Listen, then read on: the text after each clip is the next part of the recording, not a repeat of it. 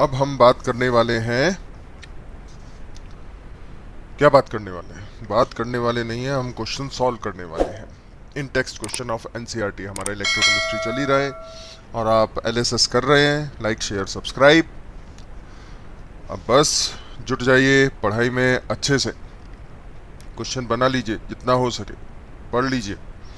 Calculate the potential of hydrogen electrode in contact with the solution whose pH is 10। आपको question है potential of hydrogen electrode, electrode का potential बताना है। और ऐसा इलेक्ट्रोड जो हाइड्रोजन आयन के कांटेक्ट में, हाइड्रोजन आयन, तो हम एक पिक्चर यहाँ बना देते हैं जिससे आपको वापस से याद आ जाए कि एक्चुअल है क्या। तो ये है, यहाँ से हाइड्रोजन गैस और ये एक H आयन है, H प्लस आयन, जिसकी pH 10 है। अगर pH 10 है तो H आयन कंसंट्रेशन होगी 10⁻⁻⁻10, क्योंकि pH का फॉर्मूला होता है negative logarithm of H plus ion concentration. ठीक है जी, तो आपको गिवन है एक एसिडिक सॉल्यूशन जिसकी H आयन कंसंट्रेशन कितनी है, 10⁻⁻10, दैट्स इट।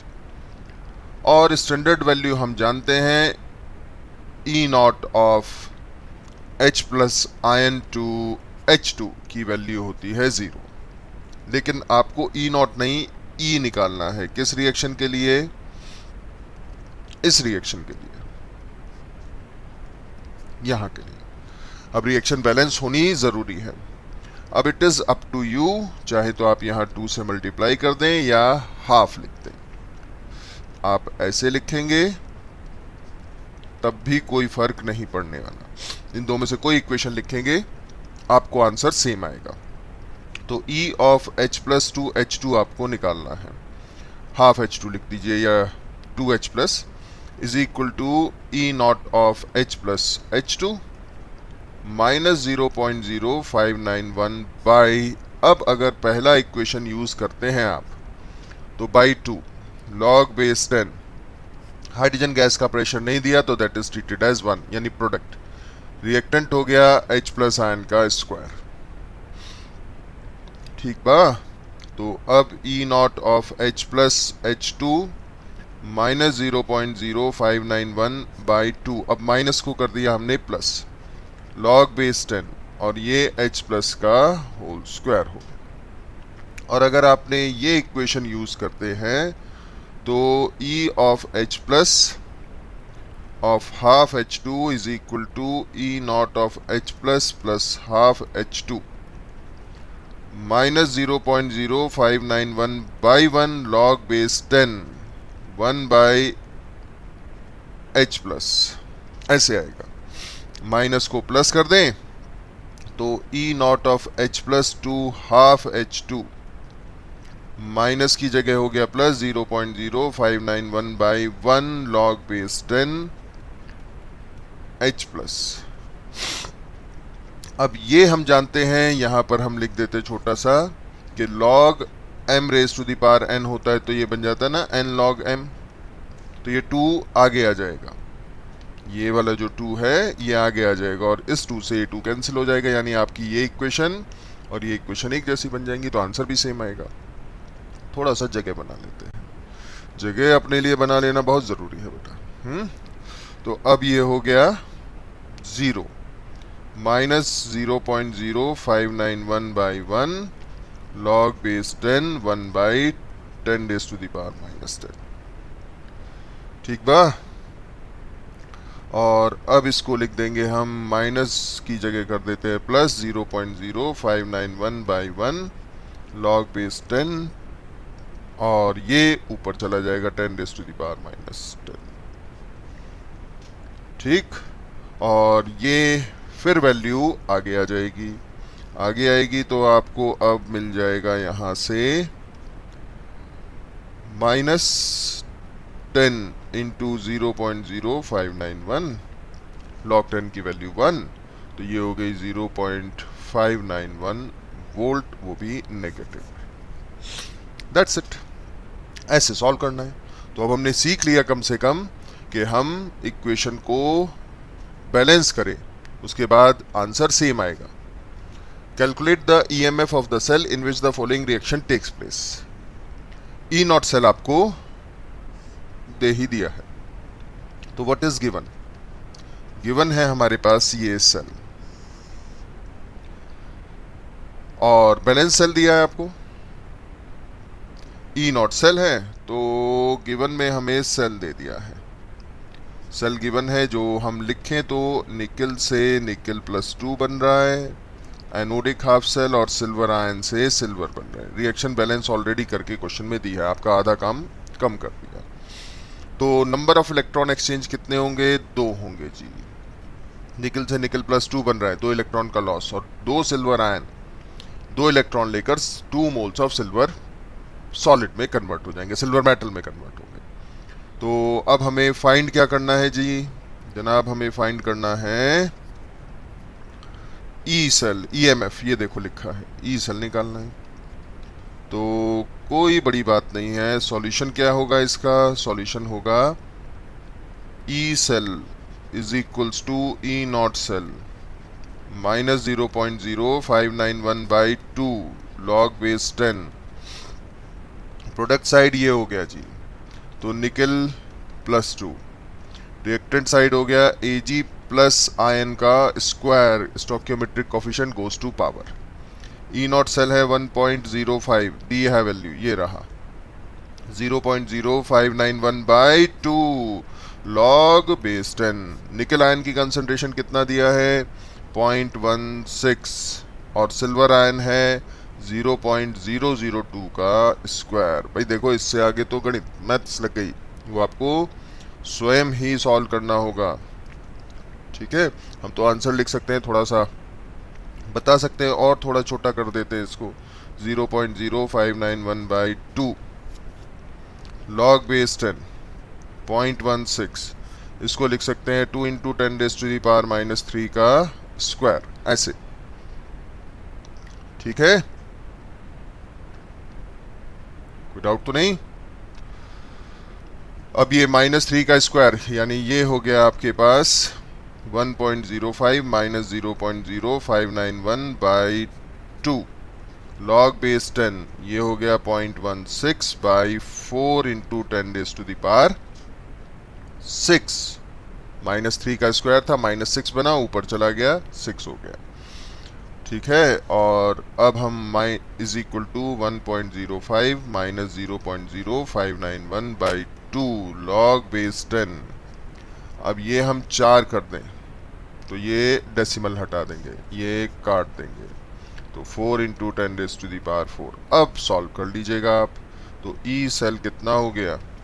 ई सेल की वैल्यू निकालेंगे, तो लॉग वैल्यू हम आपको कई बार बता चुके कि आपको खुद से ही थोड़ा देखना सीखना पड़ेगा। ये आएगी 0.91 वोल्ट। भाई मेहनत करिए, बिना मेहनत के कुछ नहीं मिलता। नेक्स्ट क्वेश्चन आते हैं। The cell in which the following reaction occur. अब फिर से एक सेल दे दिया, ई नॉट सेल आपको बता दिया है, 298 केल्विन है। Calculate the standard Gibbs energy and the equilibrium constant of the cell reaction. हंसे इसलिए कि इसमें तो बहुत सारी बातें पूछ डाली, पर कोई फर्क नहीं पड़ता हमें। तो हमें सबसे पहले देखना है कि रिएक्शन क्या हो रही है, 2Fe+3 + 2I नेगेटिव। चलिए एक काम करते हैं, हम आधा आधा रिएक्शन लिखते हैं। यहाँ आधा रिएक्शन लिखेंगे तो 2Fe+2, पहले इलेक्ट्रॉन को बैलेंस करना है। यहाँ टोटल चार्ज है हमारे पास +6, यहाँ टोटल चार्ज है हमारे पास +4, तो हमें 2 इलेक्ट्रॉन का गेन कराना पड़ेगा।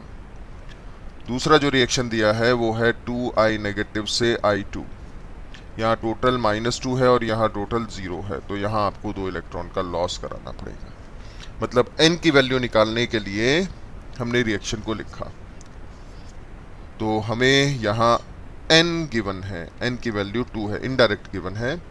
ई नॉट सेल गिवन है, वो है 0.236 वोल्ट। टेम्परेचर गिवन है, कैलकुलेट द स्टैंडर्ड, तो आपको कैलकुलेट क्या करना है, फाइंड क्या करना है, standard Gibbs energy delta G not निकालना है और के सी निकालना है। ये दो रिलेशन निकालने हैं आपको। तो हम जानते हैं कि हमें सॉल्व कैसे करना है। हमें सॉल्व करना है delta G not is equal to minus n F E not cell. अब माइनस एन की वैल्यू 2, एफ की वैल्यू हम अप्रॉक्सीमेटली 96500 कूलाम ही रखते हैं, कैलकुलेशन आसान हो जाती है, इंटू 0.236, और जब इसको सॉल्व करेंगे तो आंसर आएगा -4550 अप्रॉक्सीमेटली जूल पर मोल, जिसको आप लिख सकते हैं -45.55 किलो जूल पर मोल अप्रॉक्सीमेट। ये आंसर हो गया हमारा डेल्टा जी का। और इक्विलिब्रियम कांस्टेंट और डेल्टा जी नॉट का रिलेशन हम जानते हैं, बस हमें तो वैल्यू पुट करनी है, लेकिन उससे पहले हमें यहाँ एक लाइन लगानी पड़ेगी, ऐसे जगह बनानी है ना। तो दूसरी वैल्यू निकालते हैं। अब हम दूसरी वैल्यू के लिए, पहली वैल्यू ये हो गई, अब दूसरी वैल्यू निकालते हैं। डेल्टा जी नॉट के रिलेशन क्या है, डेल्टा जी नॉट का इक्विलिब्रियम के साथ रिलेशन है -2.303 आर टी लॉग बेस 10 के सी। ये का है बे, हाँ अब सही हुई। तो -2.303 आर की वैल्यू कितनी प्लेस करनी है, अगर हमें जूल में निकालना है तो 8.314 जूल पर केल्विन पर मोल। टेम्परेचर दिया है 298, लॉग 10 बेस के सी, बस तो ये वैल्यू डेल्टा जी ये रखी है आपके पास वैल्यू -45550 अप्रॉक्सीमेट वैल्यू हमने यहाँ पर आपको रख दिया, ठीक है। तो आपको log 10 बेस केसी का वैल्यू निकलेगा, यहाँ से माइनस से माइनस काट दीजिए, ई कट किया, तो अब वैल्यू आएगी आपको यहाँ पर, चलिए पेन चेंज करते हैं, एक ही कलर से बोर हो गए, 45550 डिवाइड बाई 2.303 इंटू 8.314 इंटू 298। अब उठाइए कागज कलम और वैल्यू को कैलकुलेट करिए। जब आप वैल्यू कैलकुलेट करेंगे तो आपको ये वैल्यू 7.98 इतनी आएगी। तो थोड़ा अप्रॉक्सीमेशन कर ले तो ये 8 हो जाएगी, तो केसी की वैल्यू होगी आपके पास 10⁸8। ये अप्रॉक्सीमेट वैल्यू है। और अगर हम एग्जैक्ट वैल्यू की तरफ चलते हैं, इसी से वैल्यू निकालते हैं, तो केसी की वैल्यू आती है आपके पास 9.616 इंटू 10⁻7। अब देखो इसको भी तो हम 10 लिख सकते हैं ना, तो 10 इंटू 10⁻7 8 बन गया ना। तो अप्रॉक्सीमेशन पर हम आ गए। ऑब्जेक्टिव करना हो तो आसान है, सब्जेक्टिव में तो आपको एंटी लॉग का वैल्यू दिया ही होगा, तब आप सॉल्व कर सकते हैं। तो इस तरीके से हमने आपको बताया कि कैसे आपने इन क्वेश्चंस को सॉल्व करना पड़ेगा या सॉल्व करेंगे। अब जो अगला पोर्शन है वो भी न्यूमेरिकली अच्छा पोर्शन है, इम्पॉर्टेंट पोर्शन है, गुड पोर्शन है। इसमें हम बात करेंगे फैराडेज लॉ की। किसकी बात करेंगे? फैराडे लॉ की। ये देखिए अगला पेज आ गया। ओ बाबा कितना सारा दिया है, पर कुछ खास नहीं है। पढ़ने वालों के लिए खास नहीं होता कुछ खास, बस सब्जेक्ट ही तो है। कौन भूत प्रेत है कि चिपट जाएगा? आप भूत प्रेत बन जाइए, चिपट जाइए इस सब्जेक्ट को और भस्म कर दीजिए, खत्म कर दीजिए, पढ़कर सब कुछ निचोड़ लीजिए इसमें से। तो अब हम चलते हैं, बहुत हुआ बात। अब इलेक्ट्रोलिटिक सेल एंड इलेक्ट्रोलिसिस, यहाँ दो बातें हमें समझनी पड़ेंगी। इधर छोटा सा जगह में हम बनाते हैं, देखिए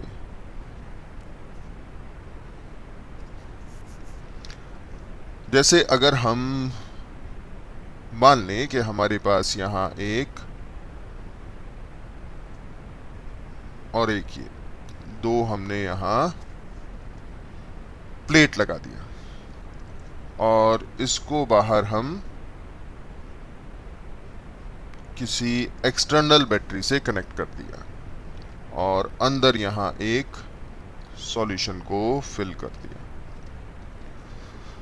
सॉल्यूशन मान लेते हैं कॉपर सल्फेट का है सॉल्यूशन, और ये स्ट्रिप भी कॉपर की बनी है और ये स्ट्रिप भी कॉपर का बना है। ठीक है, ये हमारे पास नेगेटिव टर्मिनल, ये पॉजिटिव टर्मिनल। अब हम बाहर की एनर्जी को इस्तेमाल कर रहे हैं केमिकल एनर्जी के लिए, मतलब अब हम बात करेंगे electrical energy into chemical energy. Electrical energy को केमिकल एनर्जी में कन्वर्ट करने का बात करेंगे, और वो सेल, वो डिवाइस जिससे इलेक्ट्रिकल एनर्जी केमिकल एनर्जी में बदल जाती है, उसको हम बोलते हैं electrolytic cell. Electrolytic, lytic word बना है लिसिस। लिसिस मतलब होता है तोड़ना, ब्रेक डाउन करना। इसको तोड़ दीजिए। हाँ, तो इलेक्ट्रोलिटिक सेल, इलेक्ट्रोलिटिक सेल का मतलब बन गया कि आप इलेक्ट्रिसिटी से हेल्प से हमारा जो इलेक्ट्रोलिटिक सॉल्यूशन है उसको तोड़ेंगे मतलब कि उसको डिपॉजिट करेंगे अपने अपने इलेक्ट्रोड पर, और यहाँ से जो हम सप्लाई करते हैं वो डीसी करते हैं, जिससे कि हम डायरेक्ट करंट, जिससे कि हम परफेक्ट बता सके ये एनोड है, ये कैथोड है। ये आप फिजिक्स में पढ़ चुके हैं या पढ़ लेंगे। ठीक है, अब क्या होगा? वही होगा जो होना है। तो अब देखिए क्या करना है हमने। हमारे पास कॉपर आयन सॉल्यूशन में है, सल्फेट आयन सॉल्यूशन में है। ठीक, तो जो हमारा कैथोड है नेगेटिव, ये प्लेट, ये हमने लाल कर दिया इसको। कैथोड पर सॉल्यूशन से कॉपर आयन, यानी यहाँ के कॉपर आयन, ये वाला कॉपर आयन यहाँ से सॉल्यूशन से कहाँ चला जाएगा? प्लेट पर चला जाएगा, और यहाँ से 2 इलेक्ट्रॉन मांग लेगा और कहेगा कि हमें डिपॉजिट कर दो। हो गया डिपॉजिट, तो यहाँ पर कॉपर क्या होने लगेगा? ऐसे कॉपर डिपॉजिट होने लगेगा। तो यहाँ कॉपर आयन का कंसंट्रेशन हो जाएगा कम। कॉपर आयन का कंसंट्रेशन कम होगा तो ये प्लेट भी हमारा कॉपर का बना है, यहाँ से कॉपर आयन सॉल्यूशन में आने लगेगा। तो जो एनोड है, एनोड, ये काला कर दिया इसको, ये एनोड पर क्या होगा? कॉपर से कॉपर आयन सॉल्यूशन में आएंगे और साथ में 2 इलेक्ट्रॉन को भी साथ लाएंगे। तो धीरे धीरे सॉल्यूशन का कॉपर आयन इधर जा रहा है, देखो प्लेट पर, और एनोड का कॉपर सॉल्यूशन में आता जा रहा है। ये एग्जाम्पल हमने क्यों लिया? क्योंकि यही सामने लिखा है। हम बहुत सारे एग्जाम्पल लेंगे अभी, लेकिन धीरे धीरे एनसीईआरटी को ही फोकस करते हुए। ऐसा नहीं कि हमें सिर्फ एनसीईआरटी आता है, बहुत सारा आता है, लेकिन हम एनसीईआरटी को फोकस करें, इस समय बोर्ड फोकस है हमारा, तो हम बहुत दाएं बाएं नहीं जाने वाले। ठीक है, तो अब हम क्या पढ़ते हैं, देखिए, इन द इलेक्ट्रोलिटिक सेल, ये अंडरलाइन कर दिया, और ये देखिए ये लिखा है electrolytic cell. External source of voltage is used to bring about the chemical reaction. अब हमने एक्सटर्नल सोर्स ये लिया है और इसी से केमिकल रिएक्शन हम कराएंगे। The electrochemical process are of great importance in the laboratory in the chemical industry. One of the simplest electrolytic cell consists of 2 copper strip, 2 copper का स्ट्रिप। ये देखो, ये रहा एक कॉपर स्ट्रिप, एक ये रहा कॉपर स्ट्रिप, ये रहा copper strip. Dipped in the aqueous solution of copper sulfate, ये रहा कॉपर सल्फेट का solution. If DC voltage is applied to the electrode, the copper ion discharge at the cathode। तो ये देखिए कैथोड पर copper ion discharge हो गए। Discharge होने का मतलब वहां पर जाकर बैठ गया, वहां पर इलेक्ट्रॉन लेकर न्यूट्रल हो गया, डिस्चार्ज हो गया। At cathode negatively charge and the following reaction takes place. ये देखिए same reaction. Copper metal is deposited on the cathode and the anode copper is converted into, ये रहा एनोड जो हम बार बार बताए हैं, converted into copper plus 2 ion by the reaction. ये रिएक्शन आ गई हमारे पास, सॉलिड कॉपर से एक्वस सॉल्यूशन में आ गया। ऐसी रिएक्शन यहाँ पर लिखी हुई है। ठीक है, हम बहुत अच्छे से आपको एक एक पॉइंट लेकर समझाएंगे इसको। तो कॉपर मेटल डिपॉजिट भी हो रहा है और कॉपर आयन बनता भी जा रहा है। Thus copper is dissolved, oxidized at anode and deposited at the cathode. This is the basis of industrial process in which the impure copper is converted into copper of high purity. ये metallurgy में फिर से आएगा, इसको हम बोलते हैं electrolytic refining. क्या बोलते हैं? इलेक्ट्रोलिटिक रिफाइनिंग बोलते हैं इसको। ठीक से समझाएंगे वहां पर भी। The impure metal is made up of anode and dissolve in the current. हाँ, ये कोई अभी खास मतलब का नहीं है, लेकिन अब जो मतलब का है वो हमने क्या देखना है। Many metals like sodium, magnesium, aluminium are produced on large scale by the electrochemical reduction of their respective cation where no suitable chemical reducing agents are available for this process. ये एनसीईआरटी लिख सब देता है और बताने की कोशिश कुछ खास करता नहीं है, वो सब अपना माथा फोड़ते रहिए। ठीक है, तो अब हम क्या करेंगे, इसको ठीक से समझेंगे। तो हमारे पास जो कुछ रिएक्टिव मेटल्स हैं, रिएक्टिव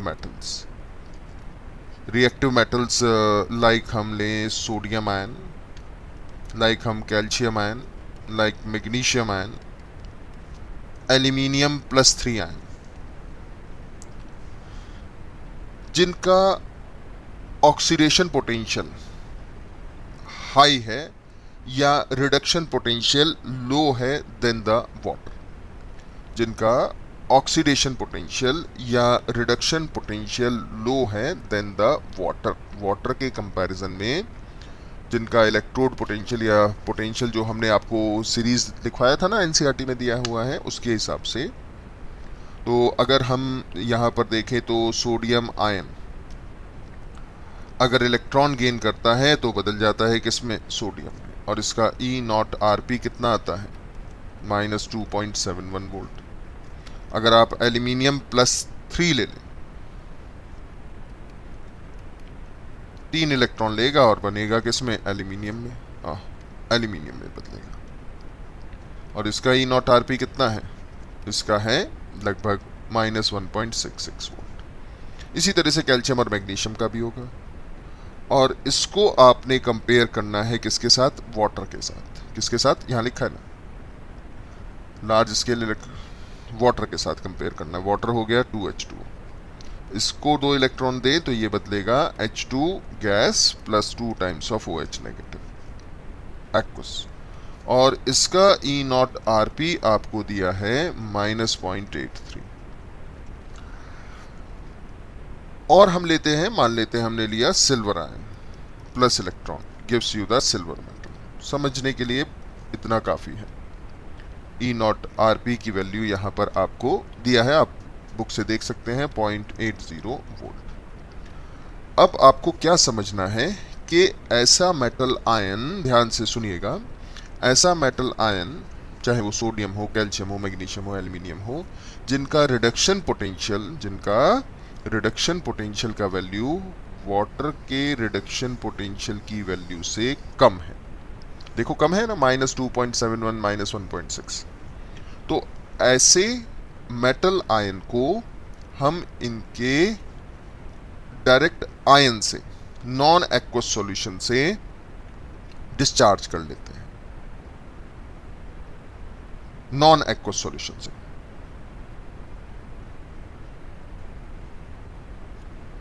राइट? मतलब ये कहने का है कि हमें अगर Na मेटल चाहिए तो हमें NaCl मोल्टन लेना होगा। मोल्टन मतलब पिघला लिया, उसको मेल्ट कर लिया, पानी नहीं डालना इसमें। तो सोडियम आयन और क्लोराइड आयन में टूट जाएगा मेल्ट करते, लेटिस ब्रेक हो जाएगा। तो जब हम इलेक्ट्रोलिसिस करेंगे तो कैथोड पर कौन जाएगा? कैथोड पर जाएगा सोडियम आयन, इलेक्ट्रॉन लेगा और सोडियम मेटल में बदल जाएगा। अगर हम इसको एक्वस में लिए होते तो यहां आपको सोडियम आयन मिलता, क्लोराइड आयन मिलता और पानी भी तो मिलता। अब आप कैथोड जो नेगेटिव चार्ज है उस पर ध्यान से देखोगे तो जो वाटर है वो पहले इलेक्ट्रॉन लेकर हाइड्रोजन गैस में चला जाएगा 2 टाइम्स ऑफ OH नेगेटिव। क्यों? क्योंकि उसका रिडक्शन पोटेंशियल का वैल्यू ज़्यादा है in comparison to sodium ion. तो हम चाहते थे सोडियम मिले मिल रहा है हाइड्रोजन गैस, तो एक्वस सॉल्यूशन आपने नहीं लेना, मोल्टन लेना। लेकिन अगर आपने AgCl का एक्वस सॉल्यूशन लिया तो कोई फर्क नहीं पड़ना, क्योंकि सिल्वर आयन टू सिल्वर पहले बन जाएगा, वाटर डिस्चार्ज नहीं होगा। तो ये जो लाइन कहता है, फिर से पढ़ लेते हैं, the impure copper many metals like as sodium, magnesium, aluminum, etc. are produced on large scale by the electrochemical reduction of their respective cations, where no suitable reducing agents are available for this purpose. क्यों नहीं है?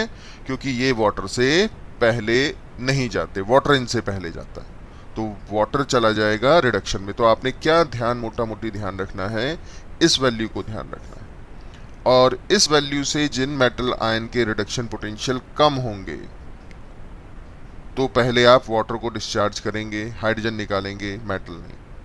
और इस value से जिनके reduction potential, standard reduction potential ज़्यादा होंगे, तो आप पहले उन मेटल आयन को ले जाएंगे, वाटर को नहीं लेकर जाएंगे। ये लाइन का मतलब निकल कर आता है इससे।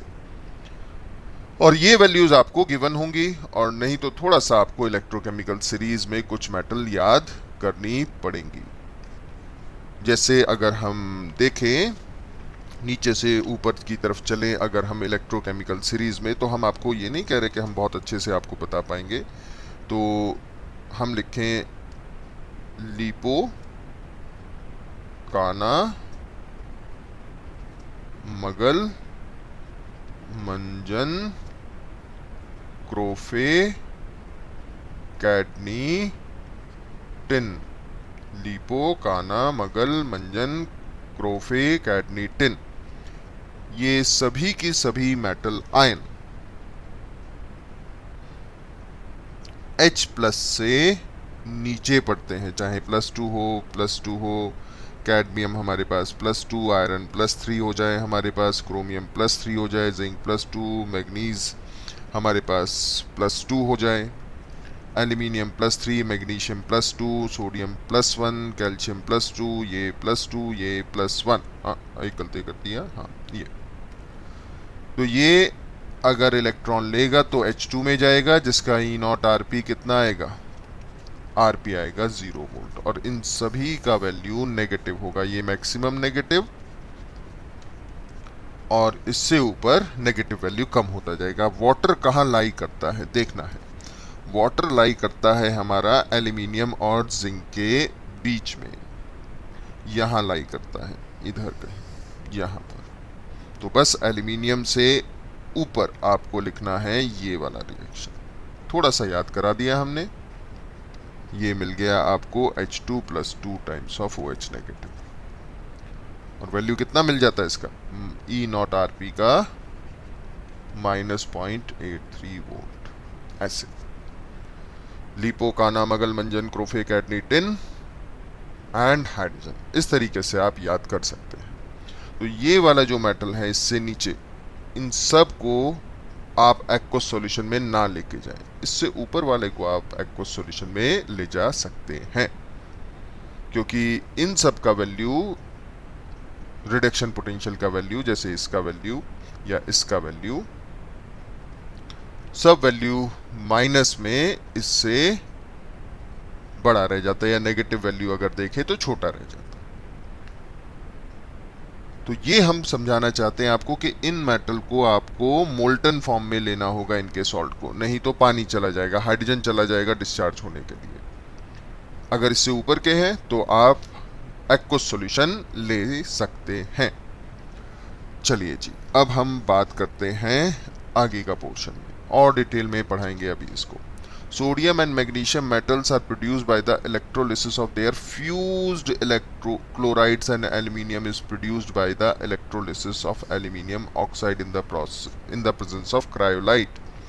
ये यही कहते हैं कि हमें इनका फ्यूज्ड मतलब मोल्टन फॉर्म लेना है, क्लोराइड, एक्वस नहीं लेना। तो सोडियम का क्लोराइड मोल्टन लेना है, पानी में नहीं डालना है इसको, नहीं तो वाटर पहले चला जाएगा। एल्यूमिनियम, मैग्नीशियम, एल्यूमिनियम का oxide alumina Al2O3, bauxite ore से इसको प्रिपेयर करते हैं। जब मेटलर्जी आएगा तब वहाँ भी आपको इस बारे में बताएंगे। तब तक याद रखना है क्रायोलाइट का रोल है मेल्टिंग पॉइंट को कम करना, वो सब उधर ही होगा। तो हम बार बार एक ही बात को बता रहे हैं जो हम प्रीवियस पेज को देखते हैं कि आपको अगर इसमें से कोई मेटल निकालनी है तो पानी एक्वस सॉल्यूशन नहीं लेना है। चलिए नेक्स्ट पेज पर आते हैं। अब बात करते हैं quantitative aspect of electrolysis, Faraday's law of electrolysis. अभी हम यहाँ पर देखें कि जैसे हमने मान लो एक ये मोल्टन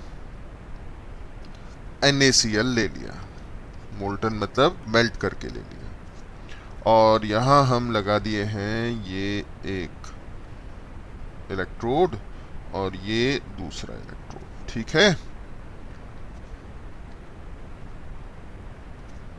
और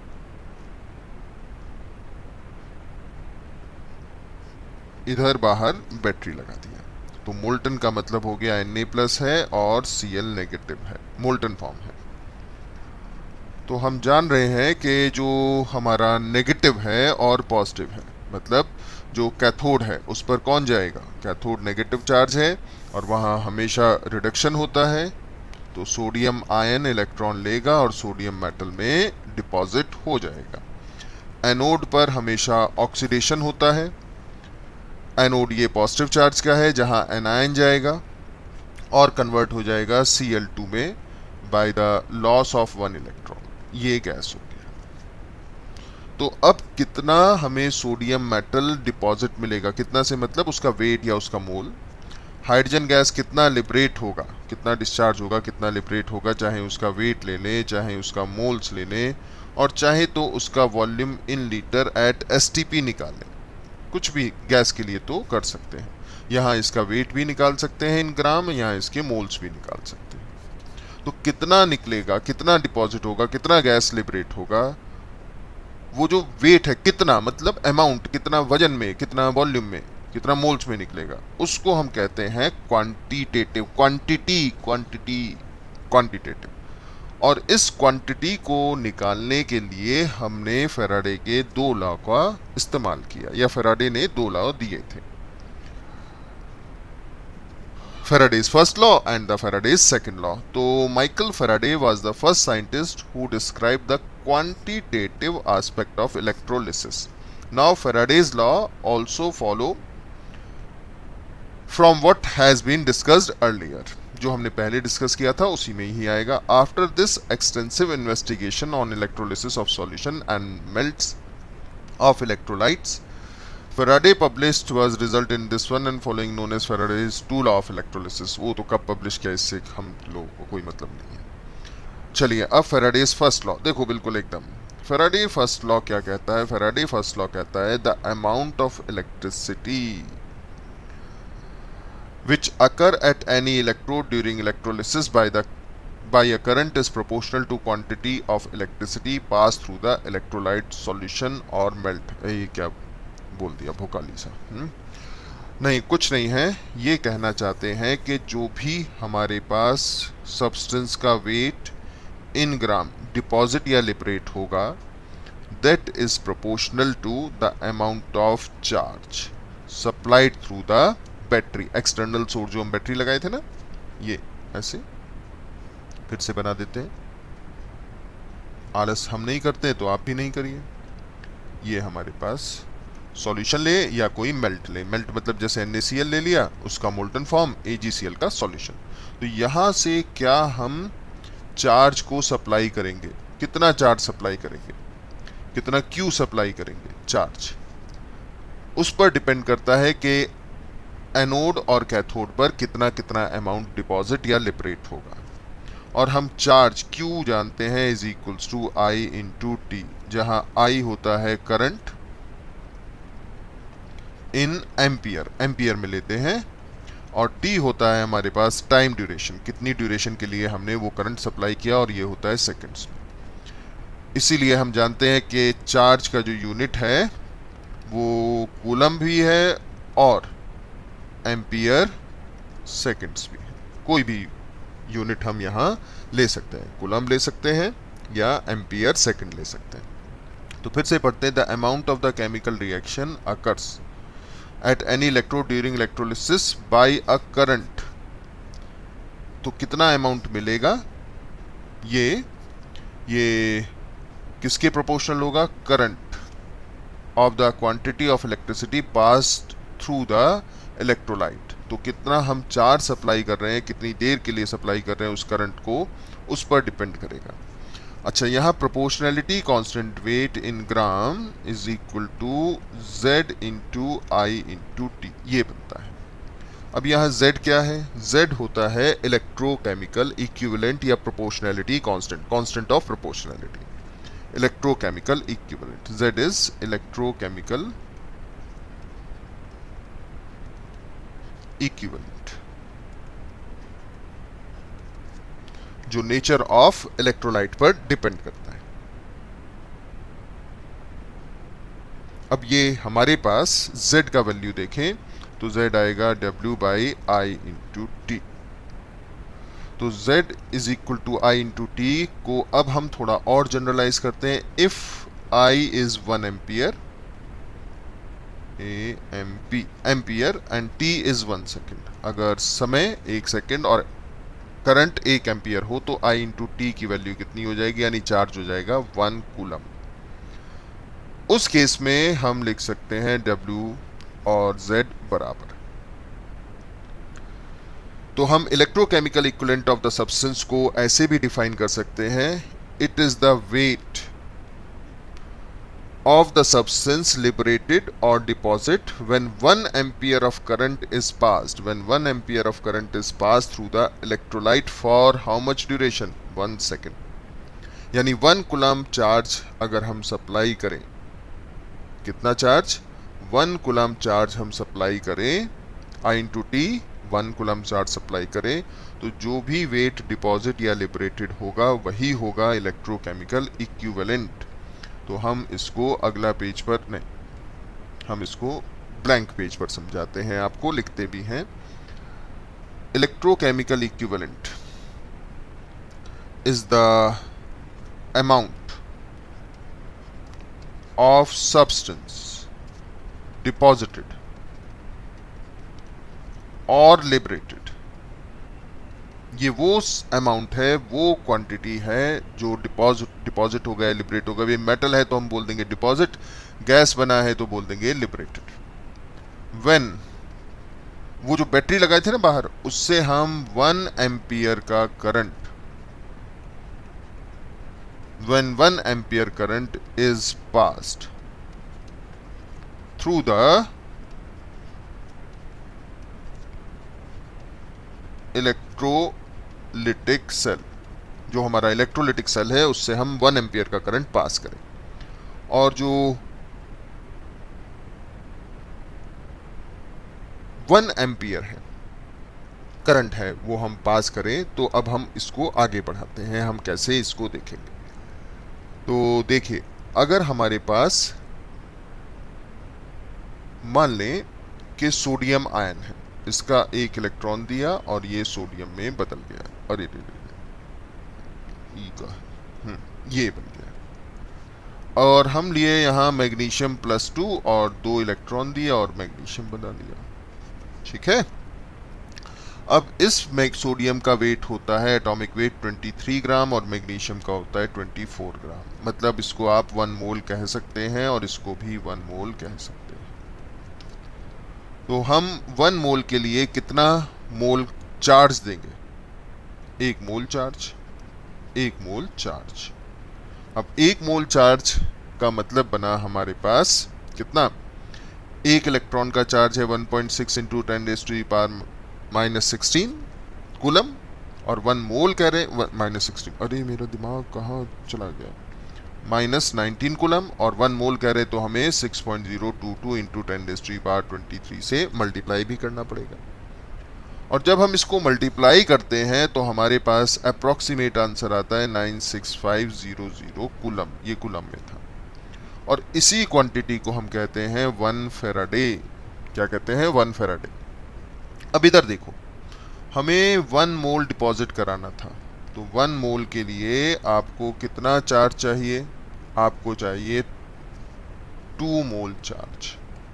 देखो ये रहा 2 मोल चार्ज चाहिए, तो 2 मोल चार्ज का मतलब हो गया 2 into 1.6 into 10⁻⁻19 into 6.022 into 10⁻23 coulomb. तो इतने का प्रोडक्ट तो हम देख चुके हैं 96500 कूलम इंटू 2, या हम लिख दें इसको 2 फैराडे। तो 2 फैराडे से आप कितना मोल डिपॉजिट करेंगे? 1 मोल। तो 1 फैराडे से कितना डिपॉजिट करेंगे? आधा मोल। आधा मोल का मतलब हो गया 12 ग्राम, 12 ग्राम। कितना हो गया? 12 ग्राम। और इधर आप डिपॉजिट करेंगे 1 मोल, मतलब 23 ग्राम। अगर हमारे पास होता क्लोराइड और इससे बनाते क्लोरीन, तो हम यहां लिखते 1 इलेक्ट्रॉन का लॉस। तो यहां पर भी आपको अगर 1 फैराडे चार्ज सप्लाई करते तो कितना मोल मिलता? Half mole. हाफ मोल का मतलब हो गया 71 डिवाइड बाई 2, दैट इज 35.5 ग्राम।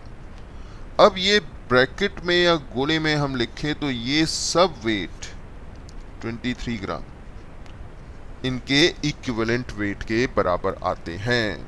मतलब टू डिपॉजिट और to liberate 1 gram equivalent of the substance, 1 Faraday charge is required to deposit or to liberate, to deposit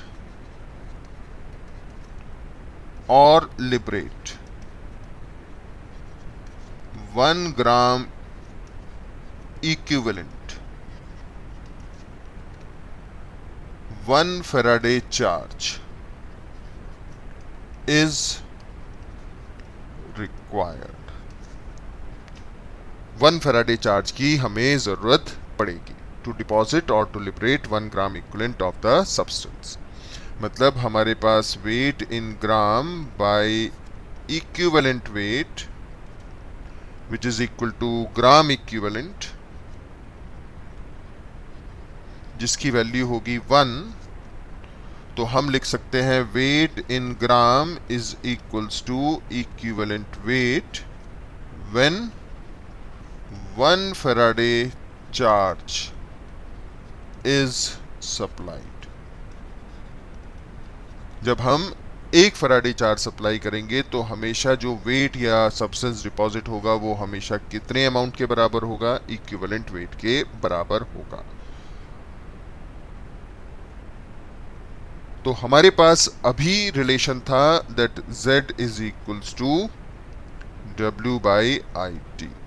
इसी रिलेशन से हमारे पास आता है W is equals to I T E by 96500 weight in gram, जहां E equivalent weight है। जहां E क्या है हमारे पास? इक्विवेलेंट वेट हो जाएगा। तो अगर हमें किसी भी सब्सटेंस का 1 मोल डिपॉजिट या लिबरेट करना है तो हमें 96500 कूलम का चार्ज या 1 फैराडे का चार्ज देना होगा। यही बात अब आगे लिख देते हैं। सेकंड लॉ पर बाद में आते हैं, पहले यहां देखते हैं। पता नहीं क्यों ऐसा किया, पहले एनसीईआरटी ने सेकंड लॉ समझा दिया, उसके बाद फर्स्ट लॉ को समझा रहे हैं लिख देने के बाद। चलो खैर कोई बात नहीं। हाँ, there were no constant current successive available during the Faraday's time, इससे कोई हमें मतलब नहीं है। For determining the quantity of electricity passed from the amount of metal, generally silver or copper, deposited or consumed. However, coulometers are now obsolete। यहाँ तक का तो ये कूलम के फैराडे के ज़माने की बात कर रहा है, उससे हमें कोई मतलब नहीं। Have a constant current I, sources are available and quantity of electricity passed is given by Q is equals to IT। Q is the coulomb where I is an ampere and T is second। तो वही बात बार बार ये भी बोल रहा है, इसी को ये बोलना चाहता है। और अगर हम यहाँ पर आए, देखिए यहाँ पर ये बात कहने लगा, जिसको हम अप्रोक्सीमेटली लिखते हैं ना 96500 कूलम पर मोल। तो ये कहता है आगे, द अमाउंट ऑफ इलेक्ट्रिसिटी और चार्ज रिक्वायर्ड फॉर ऑक्सीडेशन और reduction depend upon the stoichiometry of the electrode potentials, electrode reaction. For example this one, 1 mole of electron is required. ये देखिए 1 mole of electron is required for the reduction of 1 mole of silver ions. We know that the charge on 1 electron is equal to 1.6 into 10 raised to the power minus 19 coulomb. Therefore charge on 1 mole of electron is equals to multiply by Na. और जब multiply किया तो ये value आई जिसको हम approximately 96500 coulomb का use करते हैं. 96500 कूलम को इस्तेमाल करते हैं. तो ये हमारे पास आता है फैराडेज फर्स्ट लॉ. अब फैराडेज सेकंड लॉ की बात करें अगर हम, तो सेकंड लॉ क्या कहता है? सेकंड लॉ कहता है कि अगर हम 2 और मोर देन 2 सेल्स को सीरीज में कनेक्ट करते हैं, व्हेन 2 और more than 2 cells are connected in series, ऐसे 2 या 2 से ज़्यादा सेल को हम सीरीज में कनेक्ट करते हैं. और कनेक्शन के लिए हमने क्या किया, ये ओहो ये अब ठीक है, इसको जोड़ दिया ऐसे, इसको इधर जोड़ दिया ऐसे, और ये रहा हमारे पास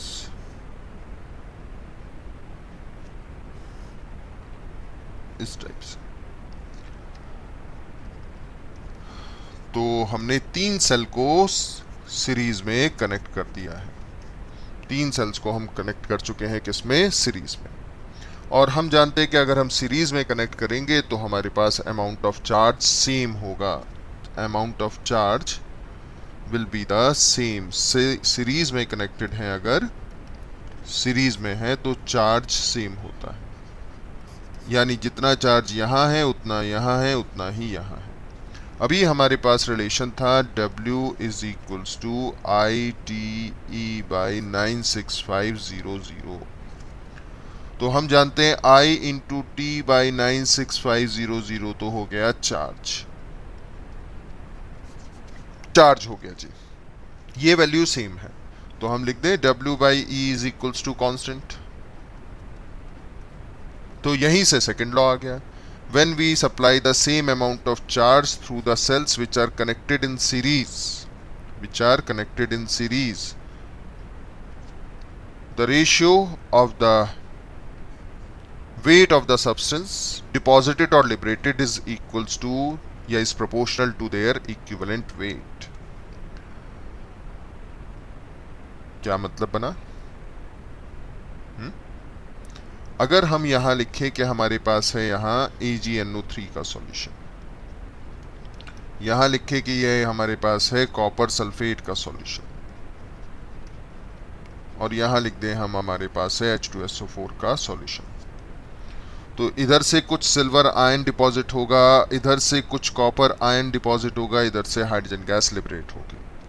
चार्ज सेम है, तो weight of silver by the weight of copper is equal to equivalent weight of silver by the equivalent weight of copper. ये कहते हैं the ratio of the weight of the substance deposited or liberated is directly proportional to their equivalent weight. आप किसी दो को compare कर सकते हैं. weight of copper by the weight of hydrogen लिख सकते हैं is equal to equivalent weight of copper by the equivalent weight of hydrogen. अब पहला तीसरा को कंपेयर कर सकते हैं. weight of silver by the weight of hydrogen is equal to equivalent weight of silver by the equivalent weight of hydrogen. कैसे भी compare कर सकते हैं. और यही लिखा है the amount of different substance liberated by the same quantity of electricity passed through the electrolytic solution are proportional to their chemical equivalent weight. Chemical equivalent weight यानी यही हमने बताया था ना आपको, वेट बाय इक्विवेलेंट वेट, ये 11th में भी पढ़ चुके होते हैं. इसी को ग्राम इक्विवेलेंट बोलते हैं. Atomic weight of the metal divide by the number of electron required to reduce the cation. तो यहाँ इक्विवेलेंट वेट एक बार बता ही देते हैं. इक्विवेलेंट वेट होता है यहाँ पर इस केस में molecular weight divide by the number of electron involve in the oxidation और इन द रिडक्शन. तो जैसे अगर आपको सिल्वर आयन का इक्विवेलेंट वेट निकालना है इस रिएक्शन में। तो कैसे निकालेंगे? इक्विवेलेंट वेट होगा 11th का पार्ट है इज एटॉमिक वेट, एटम है तो atomic weight divide by number of electron involve 1। अगर आपके पास होता Mg+2, इसने 2 इलेक्ट्रॉन लिया और बन गया किस में? मैग्नीशियम में। तो इसका इक्विवेलेंट वेट कैसे निकालें? Atomic weight divide by number of electron involve 2। अगर आपके पास होता मान लो क्लोराइड से क्लोरीन बन रहा है, अब पूरा रिएक्शन बैलेंस करें तो ये होगा। तो इक्विवेलेंट वेट हो गया हमारे पास, इक्विवेलेंट वेट हो गया हमारे पास molecular weight by 2, that is 71 by 2, 35.5। Atomic weight 108 by 1, 24 by 2, 12। इस तरीके से हम इक्विवेलेंट वेट निकाल सकते हैं। आगे भी आएगा, उसी में इलेक्ट्रॉन का एक्सचेंज आपने लेते चलना है। ये हो गया, ये भी कर लिया हम। ये देखो, the quantity of electricity is called Faraday and it is represented by symbol the approximate calculation of use. देखो ये लिखा है, हम पहले ही बोले थे यही यूज करना है आपने।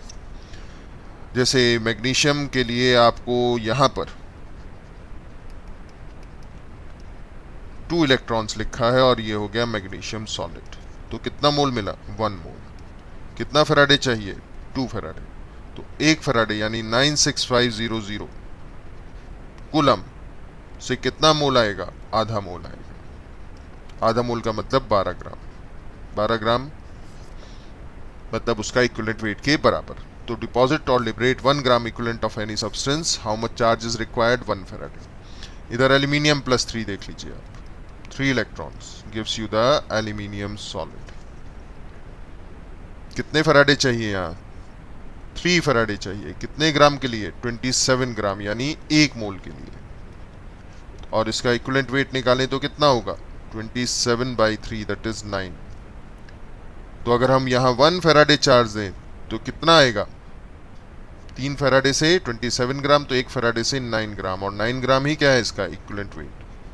तो टू डिपॉजिट और to liberate 1 gram equivalent of any substance, how much charge is required? 96500 coulomb is required. LSS like share subscribe नहीं भूलिए, बेल आइकन। ठीक है, चलिए तो अब हम बात करते हैं सॉरी, एक क्वेश्चन की। क्वेश्चन है, a solution of copper sulphate is electrolysed for 10 minute with the current of 1.5 ampere. What mass of copper deposit eight the cathode? क्या है हमारे पास? कॉपर सल्फेट का एक सॉल्यूशन है। ठीक है, 10 मिनट समय दिया है आपको, आई भी दिया है, मास बताना है। तो और तो कुछ इसमें दिया नहीं है, हम आसानी से इसको कैलकुलेट कर सकते हैं। तो सबसे पहले लिखते हैं गिवन क्या है। गिवन है हमारे पास copper +2 and sulphate, aqueous solution है कॉपर सल्फेट का। समय कितना दिया है? 10 मिनट, जिसको आपने बदलना पड़ेगा सेकंड्स में, यानी 10 × 60 सेकंड्स, 600 सेकंड्स। करंट कितना दिया है? 1.5 एम्पियर का करंट दिया है। What mass of copper deposited at the cathode? Weight बताना है, वेट इन ग्राम कितना होगा। तो इसके लिए हम क्या करते हैं? इसके लिए हम सबसे पहले लिखते हैं कि कॉपर +2 ने 2 इलेक्ट्रॉन लेगा और कॉपर मेटल में बदल जाएगा। कॉपर का एटॉमिक वेट आपको दिया नहीं है, विच इज 63.5। दिया नहीं है तो भी हम वैल्यू यूज कर सकते हैं, आपका एग्जाम में जरूर वैल्यू दिए होगा। तो अब अगर हम इक्विवेलेंट वेट निकालें तो इक्विवेलेंट वेट होगा 63.5 बाई 2 यानी 31.75। ये हो गया। तो बस फैराडेज फर्स्ट लॉ का फॉर्मूला लगाइए, W is equals to ITE by 96500। खत्म कहानी। I कितना है हमारे पास? I है 1.5 एम्पियर। T कितना है? 10 × 60, और इक्विवेलेंट वेट है 31.75 बाई 96500। ये 2 0 तो वैसे ही कट गया। ठीक है, और जब हम इसको कैलकुलेट कर डालेंगे तो हमारे पास वैल्यू अप्रॉक्सीमेटली आती है 0.294 ग्राम, और थोड़ा अप्रॉक्सीमेशन लें तो 0.3 ग्राम के आसपास कॉपर मेटल का डिपोजिशन होगा या होता चला जाएगा। देख लीजिए,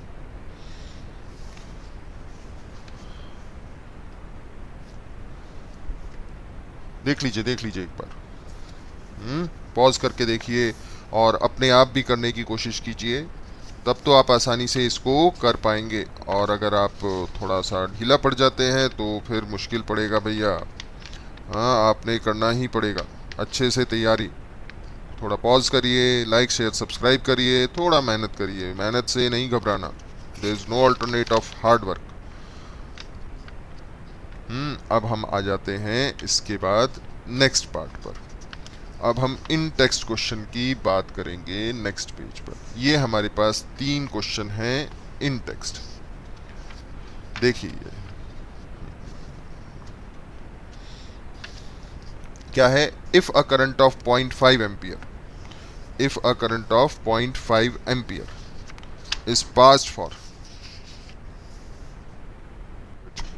तो if a current of 0.5 ampere flows through a metallic wire for 2 hours, then how many electrons would flow through the wire? तो इस 3.10 में आपसे गिवन क्या है? गिवन है if a current of 0.5 ampere, 5 ampere, 0.5 ampere का आपको करंट दिया है। कितनी देर के लिए फ्लो करता है? 2 आवर्स के लिए फ्लो करता है। तो 2 आवर्स को आप बना लीजिए सेकंड्स में, आवर्स को मिनट्स में और मिनट्स को सेकंड्स में बदल लीजिए। क्यों? क्योंकि how many electrons flow through the wire, कितने इलेक्ट्रॉन फ्लो कर रहा होगा। तो 2 इंटू 60 इंटू 60, ये हो गया हमारा सेकंड। ठीक है, मिनट में बदल लिया, फिर सेकंड में बदल लिया। इससे आपको मिल जाएगा charge Q is equals to I into T. और ये वैल्यू हो गई अब आपके पास I की value 0.5 into T, 2 into 60 into 60। इस तरीके से आप कूलम्ब की वैल्यू निकाल सकेंगे। और 5 इंटू 0.5 इंटू 2 तो 1 हो गया, तो ये 3600 हमारे पास चार्ज हो गया कूलम्ब। अब इलेक्ट्रॉन कितने फ्लो करे हैं? तो Q is equals to charge, number of electron multiply by charge on 1 electron. Q is equal to NE। तो क्योंकि एक इलेक्ट्रॉन पर चार्ज कितना होता है? एक इलेक्ट्रॉन पर चार्ज होता है 1.6 इंटू 10⁻⁻⁹ कूलम्ब। देख लीजिए, तो कितने इलेक्ट्रॉन फ्लो करा होगा इतना कूलम्ब चार्ज के लिए। तो ये हो गया 3600 is equal to number of electron into 1.6 into 10⁻⁻⁹। तो n का वैल्यू कितना हो गया? n का वैल्यू हो गया हमारे पास 3600 बाई 1.6 इंटू 10⁻⁻⁹।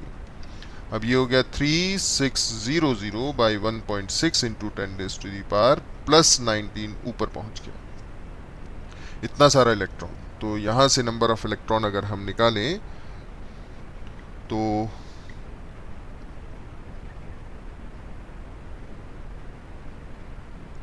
हमारे पास n का वैल्यू आएगा लगभग 2250 इंटू 10⁻19, या थोड़ा सम अप कर दें तो हम लिख सकते हैं 225 इंटू 10⁻20 इलेक्ट्रॉन। फ्रैक्शन में नहीं लिखेंगे, इलेक्ट्रॉन का नंबर है।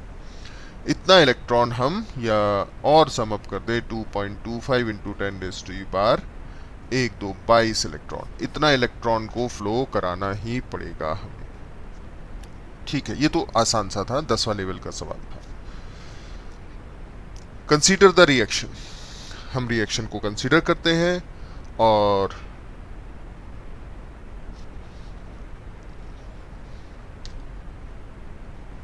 क्वेश्चन में कहा है कि आपको इस रिएक्शन के लिए what is the quantity of electricity in coulomb needed to reduce 1 mole of Cr2O7। आपको कितना क्वांटिटी ऑफ इलेक्ट्रिसिटी का जरूरत होगा अगर 1 मोल Cr2O7 को आपने रिड्यूस करना है तो इसके लिए आप रिएक्शन देखिए, और रिएक्शन में क्या आपको कितना मोल इलेक्ट्रॉन का एक्सचेंज बताया गया है। देखिए जरा ध्यान से, कितना मोल इलेक्ट्रॉन का एक्सचेंज है। देखिए 10 मोल का है, नहीं, कितने मोल इलेक्ट्रॉन का एक्सचेंज है? यहाँ है 6 मोल का, 10 नहीं 6 मोल का है। तो what quantity of electricity in coulomb, coulomb में बताना है, नीडेड टू रिड्यूस 1 मोल। तो आपने यहाँ सिंपल रिएक्शन को फिर से लिख लेना है, प्लस 14H प्लस 6 इलेक्ट्रॉन्स। ठीक है, कोई डाउट तो नहीं इतने पॉइंट पर? और अब यहां आगे बढ़ जाना है 2Cr प्लस 3 प्लस 8H2O। अब यहां अगर हम इसका सॉल्यूशन देखें, बहुत मुश्किल नहीं है, आसान सा है। ये पहले देखिए रिएक्शन बैलेंस है या नहीं, क्रोमियम बैलेंस है, चार्ज बैलेंस है, हाइड्रोजन बैलेंस है, ऑक्सीजन बैलेंस है या नहीं है? ऑक्सीजन तो हमको नहीं लग रहा है यहाँ बैलेंस है। ये क्या एनसीईआरटी ही धोखा दे रही है हमको, इधर 8 कैसे होगा? इधर तो गलत, एनसीईआरटी का ही कान पकड़ना पड़ेगा, 7 होगा। अब देखिए बैलेंस है, बिल्कुल बैलेंस है, कोई बात नहीं, हम गलती करते हैं, एनसीईआरटी बनाने वाले भी तो इंसान ही हैं। चार्ज बैलेंस है, बिल्कुल चार्ज बैलेंस है, ठीक है। तो ये एनसीईआरटी का ही हम कॉपी पेस्ट किए हैं भाई, देख लो, कुछ कुछ गलतियां होती हैं उसमें। तो यहाँ स्टोइकियोमेट्रिक कोफिशिएंट कितना है? 1। तो 1 मोल के लिए कितना मोल इलेक्ट्रॉन चाहिए आपको? 6 मोल, यानी 6 मोल का मतलब हो गया आपको ये 6 फैराडे। और 6 फैराडे को अगर हम लिखें तो 6 × 96500 कूलम। अब 96500 और 6 का मल्टीप्लिकेशन नहीं कर सकते हैं क्या? चलिए हम ही कर देते हैं आपके लिए। तो अब आपको मिलेगी ये वैल्यू 579000 कूलम, बस इतना पार्ट है। What quantity of electricity in coulomb needed to reduce 1 mole of Cr2O7। आसान सा सवाल, ठीक है। तो और हम इन टेक्स्ट क्वेश्चन तो कर लिए हैं, लास्ट में जो एक्सरसाइज होंगी उनको भी करेंगे। अभी हम किए हैं क्वांटिटेटिव, अब आएगा क्वालिटेटिव एनालिसिस। क्वालिटेटिव